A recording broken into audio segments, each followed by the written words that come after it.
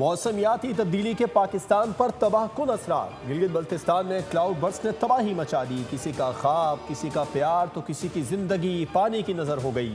सयाहों की 15 गाड़ियां बह गईं, 5 लाशें निकाल ली गईं, 4 सयाहों को जख्मी हालत में रेस्क्यू किया गया। बाबूसर टॉप के करीब शदीद लैंडस्लाइडिंग।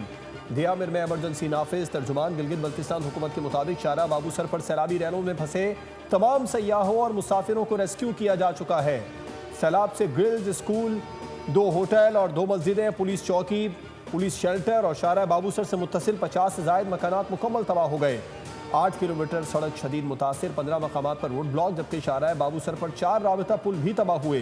पाक फौज का दियोसाई में रेस्क्यू ऑपरेशन जारी। स्कंदू से सतपारा माउंटेन स्कूल तक लैंडस्लाइडिंग का इलाका क्लियर। फौजी दस्ते मुतासरा मकामात पर सयाहों को हंगामी राशन और मदद फराहम कर रहे हैं।